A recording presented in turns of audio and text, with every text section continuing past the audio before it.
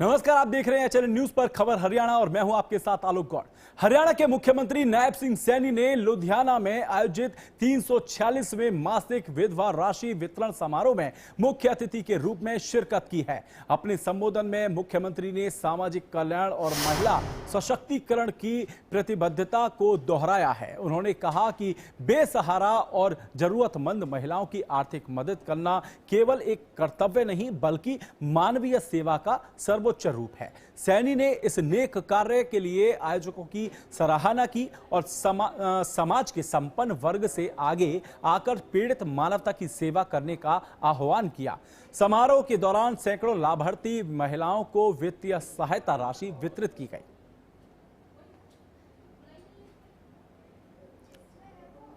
रसोई दे विच जिन्हां परिवारां दी इनकम 1,80,000 रुपए है, 500 रुपए दा गैस का सिलेंडर पहुंचाने का काम ये हरियाणा सरकार करूगी, आप दा भाई करूगा और ऊपर दा पैसा उन्होंने खाते दे विच पहुंचाने का काम करूगा।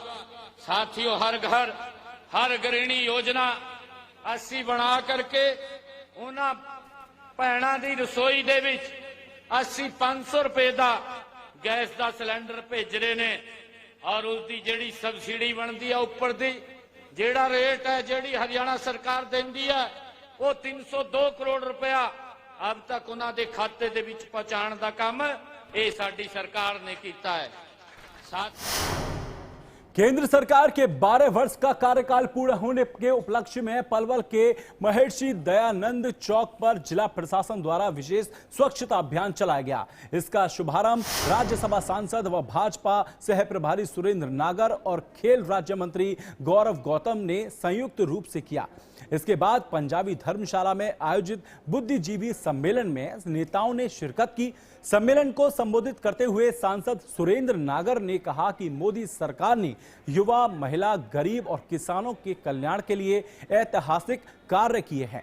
उन्होंने विपक्ष पर निशाना साधते हुए कहा कि कांग्रेस हारने पर ईवीएम और चुनाव आयोग जैसी स्वतंत्र संवैधानिक संस्थाओं पर सवाल उठाती है, जो कि दुर्भाग्यपूर्ण है। वहीं होडल विधायक हरेंद्र सिंह ने कहा कि भाजपा सरकार में पलवल जिले का चहुमुखी विकास हुआ है और आने वाले समय में यह जिला देश के मानचित्र पर अपनी अलग पहचान बनाएगा। इस अवसर पर कई पूर्व मंत्री और प्रशासनिक अधिकारी भी मौजूद रहे हैं।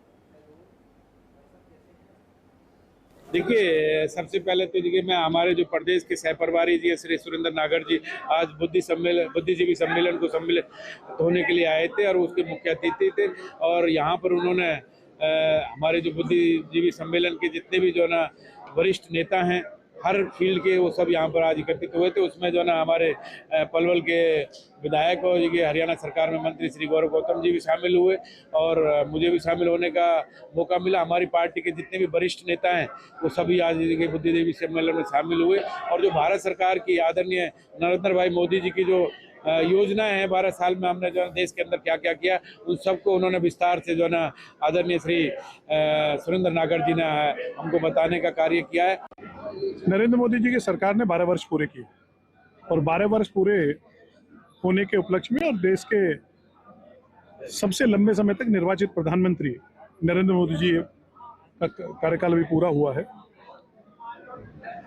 आज हम लोग यहाँ पलवल में पूरे देश में भारतीय जनता पार्टी विभिन्न कार्यक्रम पूरे देश में आयोजित कर रही है, जिसमें स्वच्छता अभियान है, एक पेड़ माँ के नाम है, हमारे बुद्धिजीवी सम्मेलन है, हमारी अगर आप बताओ ऑर्गेनिक फार्मिंग की अगर फार्मिंग है हमारी जीरो बजट फार्मिंग के लिए काम कर रहे हैं हम लोग। योगा दिवस इसमें कार्यक्रम होगा। अन्य बहुत से ऐसे कार्यक्रम हैं जो पूरे देश में भारतीय जनता पार्टी कर रही है और उसी के अंतर्गत आज पलवल में यहाँ बुद्धिजीवी सम्मेलन, एक पेड़ माँ के नाम और स्वच्छता अभियान में मैंने भी आज यहाँ भाग लिया। और देश के प्रधानमंत्री नरेंद्र मोदी जी ने जो युवा, महिला, गरीब और किसान के लिए जो उनकी नीतियाँ जिस पर आधारित वो आगे काम कर रहे हैं, उनके बारे में जो काम किया है वो जनता के बीच में आज उन्हें संवाद करने का काम बुद्धिजीवियों के बीच में मैंने किया। खबर पलवल से है, जहां वन विभाग पलवल द्वारा जिले को हरा भरा बनाने के लिए मानसून के दौरान 5 लाख पौधे लगाए जाएंगे। जिला वन अधिकारी सुरेश पुनिया ने बताया कि जियो टैगिंग के साथ पौधारोपण और रख रखाव वाली सामाजिक संस्थाओं को विभाग द्वारा सम्मानित किया जाएगा। जिला वन अधिकारी ने जानकारी देते हुए बताया कि मानसून को लेकर जिला वन विभाग द्वारा पौधारोपण करने के लिए तैयारी कर ली है। पलवल की 6 नर्सरियां में से 5,20,000 पौधे तैयार किए गए, मतलब 6 नर्सरियां में 5,20,000 पौधे तैयार किए गए हैं। और उन्होंने आगे ये भी बताया कि 1 लाख पौधों का निःशुल्क वितरण किया जाएगा। यह पौधे शिक्षण संस्थाओं, सरकारी विभागों, एनजीओ की प्रदान किए जाएंगे, एनजीओ के द्वारा प्रदान किए जाएंगे। उन्होंने ये भी बताया कि वन विभाग के अथक प्रयासों से पलवल जिला में 100 हेक्टेयर भूमि को ग्रीन जोन बनाया गया है। उन्होंने बताया कि हरियाणा वन विभाग द्वारा पलवल जिला में विभिन्न स्कीमों के तहत पौधारोपण करने और ग्रीन जोन के एरिया को बढ़ाने का जो टारगेट दिया जाएगा उसको पूरा किया जाएगा। उन्होंने आगे ये भी कहा, उन्होंने आम जन से अपील करते हुए कहा है कि पर्यावरण को ध्यान में रखते हुए पौधारोपण अवश्य करें।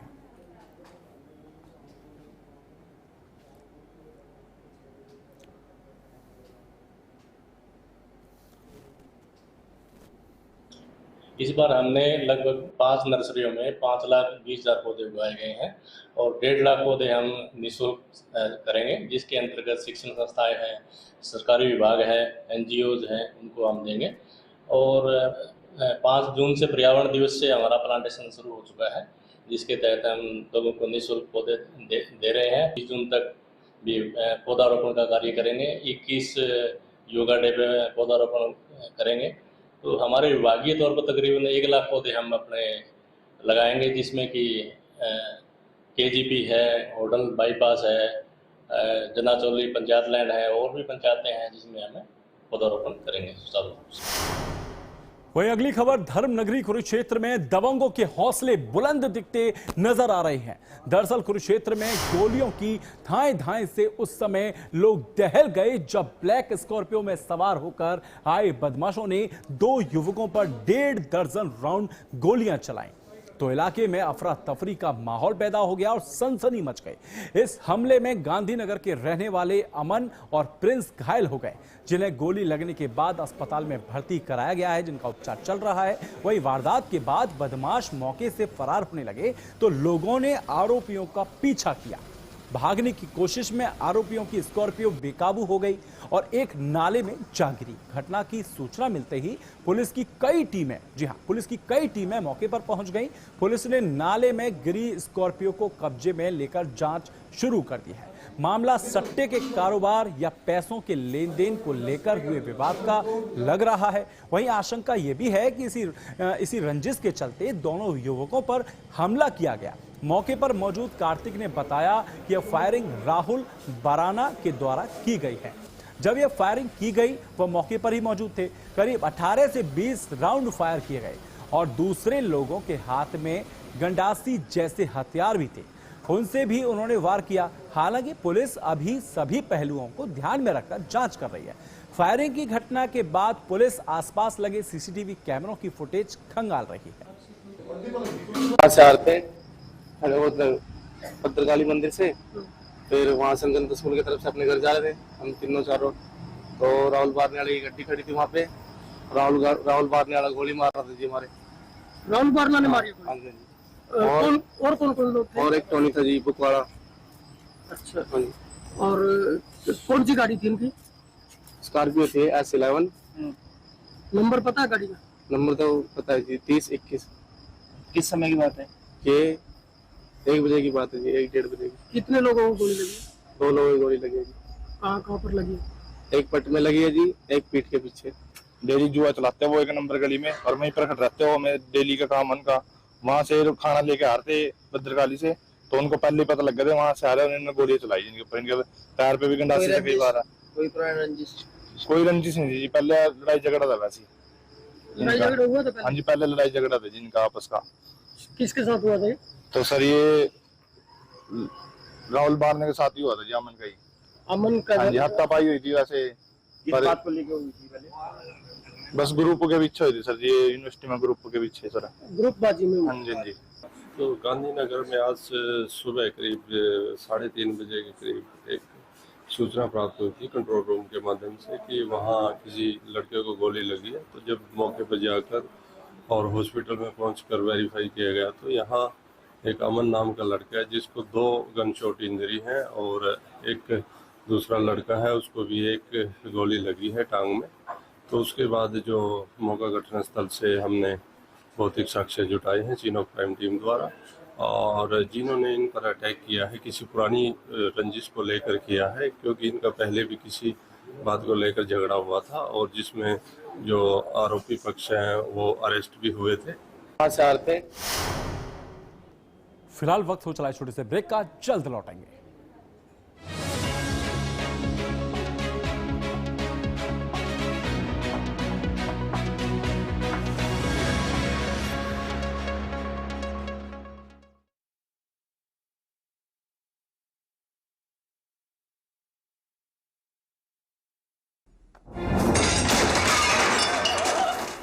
फर्श की टाइल्स को चेंज करो, बड़ी स्लिपरी हैं। थर्मोकूल वॉशिंग मशीन। थर्मोकूल, इंडिया का नया अंदाज। गोल्डी हिंग का तड़का लगे तो सभी दबा के खाते हैं। गोल्डी हिंग, कण कण में जान। आइसक्रीम खाओगी? जंगल में आइसक्रीम मिलती है।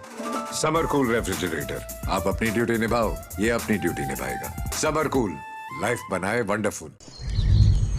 बाबूजी के गुजर जाने के बाद ना बेटा एकदम अकेला पड़ गए थे। कभी कर्जा, कभी ब्याज। फिर एगो दिन लगा कि कोई अपना भी साथे खड़ा बा। मुसीबत के टाइम भी, बुआई और कटाई के टाइम भी, बीज से लेके बाजार तक, बस ई साथ ऐसे ही निभाते रहिए। 12 साल किसान कल्याण के, 12 साल विश्वास के, विकास के, जन कल्याण के। जहां हर सुबह के साथ उठते हैं नए सवाल, जहां हर ओर गूंजती है जनता की आवाज, गांव की चौपाल हो या सत्ता का दरबार, सियासी आग हो या रिश्तों का जहर, देश के सबसे बड़े सूबे की 5 बड़ी खबर। यूपी बोलता है HNN न्यूज पर सुबह 8 बजे।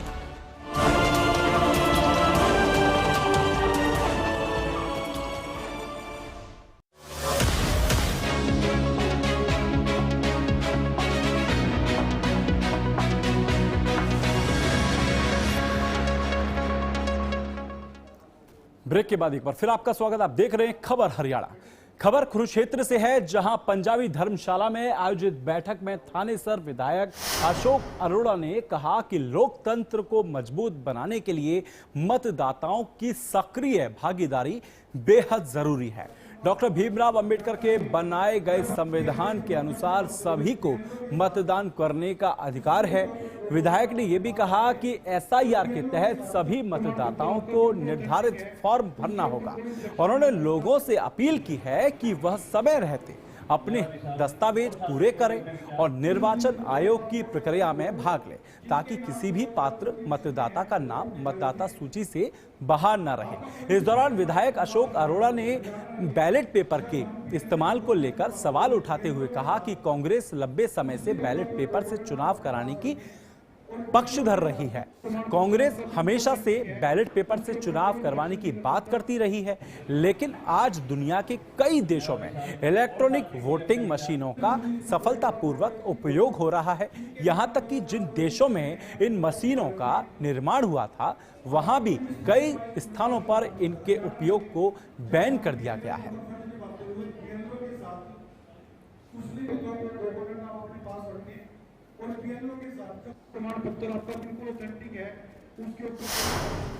वहीं रोहतक के डी पार्क मार्केट में हुए भीषण अग्निकांड के बाद राजनीतिक सरगर्मियां तेज हो गई हैं। पूर्व मुख्यमंत्री और नेता प्रतिपक्ष भूपेंद्र सिंह हुड्डा ने प्रभावित दुकानदारों और मृतकों के परिजनों से मुलाकात कर संवेदना व्यक्त की है। हुड्डा ने सरकार द्वारा घोषित मुआवजे को बेहद कम बताते हुए मांग की है कि पीड़ितों को पूरा मुआवजा दिया जाए और मृतकों के परिवारों को सरकारी नौकरी मिले। पूर्व सीएम ने हरियाणा की अग्निशमन व्यवस्था पर गंभीर सवाल उठाते हुए कहा कि प्रदेश में फायरमैन के करीब 50% पद खाली पड़े हुए हैं। उन्होंने आरोप यह भी लगाया कि हादसे के वक्त एक दमकल गाड़ी खराब थी और दूसरी देरी से पहुंची। हुड्डा ने मांग की है कि राहत कार्यों में तेजी के लिए मांग की है उन्होंने शहर के अंदर भी एक फायर स्टेशन स्थापित होना चाहिए। इस दौरान उनके साथ विधायक भारत भूषण बत्रा सहित कई वरिष्ठ कांग्रेसी नेता मौके पर मौजूद रहे। ये दुर्घटना हुई, 3 जान गए, तो बड़ा भारी नुकसान हुआ। तो मेरी आग्रह है, एक तो जो मुआवजा दिया है वो लाभार्थी है, सारी दुकानदारों को मुआवजा पूरा किया जाए और जिनकी बच्चों की जान गई हुई तो कोई नहीं कमाने के सिवा कोई कमाते हैं माँ बाप, तो उनको सरकारी नौकरी। मुआवजे में इतनी देरी क्यों सर? मुआवजे में इतनी देरी क्यों? क्योंकि आकलन 100% आपने कहा, आपने भी देखा, आपने भी जायजा लिया कि पूरी तरह से पूरी बिल्डिंग ध्वस्त है और हमें तो जल्दी देना चाहिए और इंटरम रिलीज को फौरन दे देना चाहिए। वहीं हरियाणा विधानसभा अध्यक्ष हरविंदर कल्याण कुरुक्षेत्र की पाल गडरिया धर्मशाला में आयोजित माता अहिल्याबाई होलकर की 301वीं जयंती समारोह में मुख्य अतिथि के रूप में शामिल हुए। इस दौरान अवसर पर उन्होंने मालवा साम्राज्य की महान शासिका देवी अहिल्याबाई होलकर को नमन करते हुए कहा कि आज पूरा देश उनके दिखाए मार्ग और जन कल्याण के सिद्धांतों पर आगे बढ़ रहा है। हरविंदर कल्याण ने कहा कि प्रदेश की भाजपा सरकार सभी संतों और महापुरुषों की जयंतियों को राज्य स्तर पर मना रही है ताकि आने वाली पीढ़ियां उनके जीवन से प्रेरणा ले सकें। उन्होंने अहिल्याबाई होलकर के न्यायप्रिय शासन, मंदिरों और धर्मशालाओं के निर्माण व जीर्णोद्धार में उनके ऐतिहासिक योगदान को याद किया। निश्चित रूप से उसमें सब समाज के अंदर एकता का भाव आता है, क्योंकि कोई भी महापुरुष उनका जीवन काल किसी एक बिरादरी के लिए नहीं रहा, उनका जीवन काल समाज और मानवता की भलाई के लिए रहा है। इसलिए सभी मिलकर हर महापुरुष के विचारों को आत्मसात करें और एक इकट्ठेपन से हम सब मिलकर आगे बढ़ें। वहीं कुरुक्षेत्र के शाहबाबाद में अतिक्रमण और नशे के खिलाफ कार्रवाई न होने से नाराज संघर्ष कमेटी ने स्टेट हाईवे स्थित शाहबाबाद बराड़ा पर 2 घंटे का सांकेतिक जाम लगाया। प्रदर्शन में शाहबाबाद के विधायक रामकरण काला और भाजपा नेता सुभाष कलशाना भी शामिल हुए और सड़क पर टाट बिछाकर धरने पर बैठ गए। जी हां, धरने पर बैठ गए टाट बिछाकर। वहीं प्रदर्शनकारियों का आरोप यह भी है कि गुरुद्वारा श्री मंजी साहिब, कुटिया श्री गुरुदेव निवासी और स्वर्ग आश्रम के पास अवैध कब्जे हैं। इसके अलावा डेहा कॉलोनी में खुलेआम नशा बिक रहा है। वहीं प्रशासन को 8 दिसंबर 2025 से लगातार शिकायतें दी जा रही थीं और 13 जून 2026 तक का अल्टीमेटम दिया गया था। कार्रवाई न होने पर 14 जून को दोबारा महापंचायत के बाद यह जाम लगाया गया। मौके पर पहुंचे तहसीलदार नवनीत के आश्वासन के बाद जाम खोला गया। वहीं प्रदर्शनकारियों ने चेतावनी दी है कि यदि 22 जून तक मांगे पूरी नहीं हुई तो वे नेशनल हाईवे 44 को पूरी तरह जाम कर देंगे।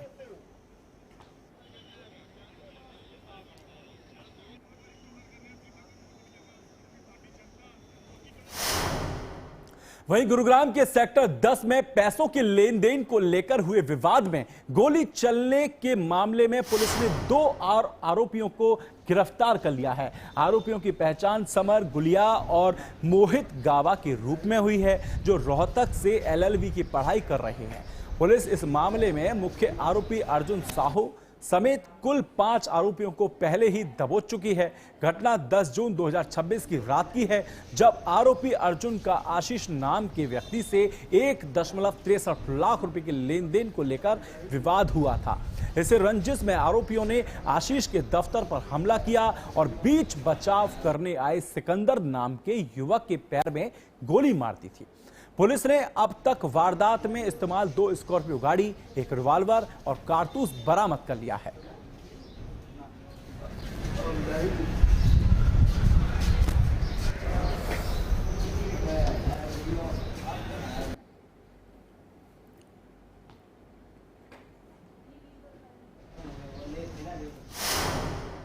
वहीं कैथल के सेक्टर 21 में लगभग 14 किलोमीटर की सड़कें बनाने के लिए काम शुरू हो गया है। करोड़ों रुपए की लागत से सड़कों पर खर्च होगा। इस दौरान 98 सड़कें बनाई जाएंगी। इन सड़कों के बनने से लोगों को काफी फायदा होगा। बता दें कि लंबे समय से यहां सड़कें टूटी हुई थी, बजरी भी सड़कों से निकल गई थी, जिससे लोगों को काफी परेशानियों का सामना करना पड़ रहा था। अब सेक्टर में सड़कों का निर्माण कार्य शुरू होने से लोगों ने राहत की सांस ली है। इन सड़कों के बनने से लोगों को काफी सुविधा मिली है।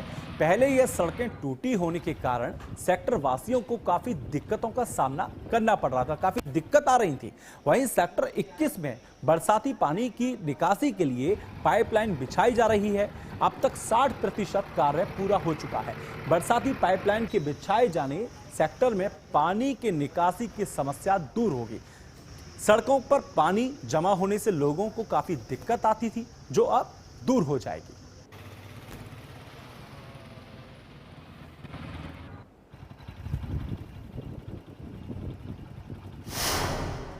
वहीं गुरुग्राम के सेक्टर 64 स्थित कार्मोमंस बैंक्वेट हॉल में सामने एक दर्दनाक सड़क हादसा में 40 वर्षीय जेप्टो डिलीवरी राइडर धर्मपाल की मौत हो गई। मूल रूप से आगरा के रहने वाले धर्मपाल रात करीब 11 बजे डिलीवरी देने जा रहे थे, तभी एक अज्ञात वाहन ने उन्हें टक्कर मार दी थी और चालक फरार हो गया। मृतक पिछले 2 साल से गुरुग्राम में कार्यरत था और उनके परिवार में पत्नी सहित 2 बच्चे थे। इस हादसे के बाद साथी डिलीवरी राइडर्स में भारी रोष फैल गया। सैकड़ों राइडर्स ने मृतक का शव एम्बुलेंस में रखकर सेक्टर 64 स्थित जेप्टो स्टोर पर प्रदर्शन शुरू कर दिया। वे कंपनी से 10 लाख रुपए की बीमा राशि और 5 लाख रुपए अतिरिक्त आर्थिक सहायता की मांग कर रहे हैं। मौके पर पहुंची गुरुग्राम पुलिस सीसीटीवी फुटेज खंगालकर फरार वाहन की तलाश में जुटी है। वहीं 15 लाख मुआवजे की मांग प्रदर्शनकारियों ने कंपनी से 10 लाख रुपए बीमा राशि और 5 लाख रुपए अतिरिक्त सहायता देने की मांग उठाई है। फरार चालक की तलाश जारी है। वहीं गुरुग्राम पुलिस ने मामला दर्ज कर जांच शुरू कर दी है। आरोपी वाहन चालक को ढूंढने के लिए पुलिस लगातार सीसीटीवी फुटेज खंगाल रही है।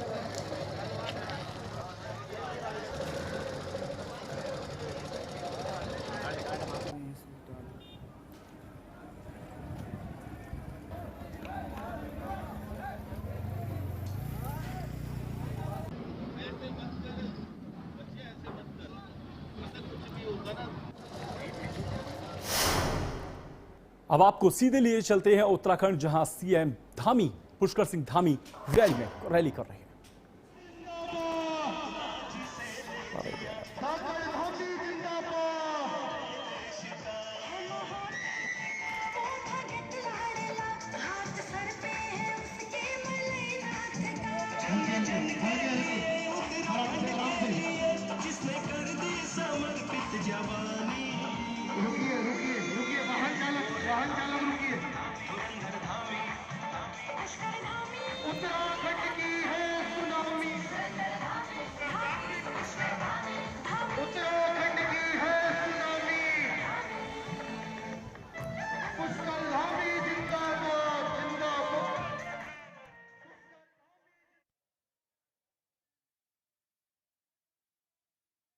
हम दिखा रहे हैं उत्तराखंड के खटीमा में, जहां पर सीएम धामी पुष्कर सिंह धामी वहां पर रैली कर रहे हैं। जहां तस्वीरों में देख सकते हैं जिस तरीके से उधम सिंह नगर में प्रगति पद यात्रा निकाली जा रही है, जहां पर सीएम पुष्कर सिंह धामी मुख्य रूप से वहां मौजूद हैं। तस्वीरें आप देख सकते हैं एचएन न्यूज पर टीवी स्क्रीन पर।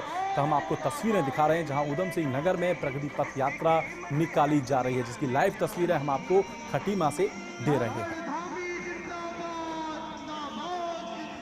उत्तराखंड के खटीमा से लगातार हम आपको तस्वीरें पहुंचा रहे हैं अपने दर्शकों तक, जहां सीएम पुष्कर सिंह धामी मौके पर मौजूद हैं। इस रैली में उधम सिंह नगर में प्रगति पथ यात्रा निकाली जा रही है। इस यात्रा में मुख्य रूप से पुष्कर सिंह धामी, उत्तराखंड के जो मुख्यमंत्री हैं पुष्कर सिंह धामी, वहां मौके पर पहुंच गए हैं। तो फिलहाल इस बुलेटिन में सिर्फ इतना ही। देश और दुनिया की खबर आप देखने के लिए देखते रहिए एचएनएन न्यूज।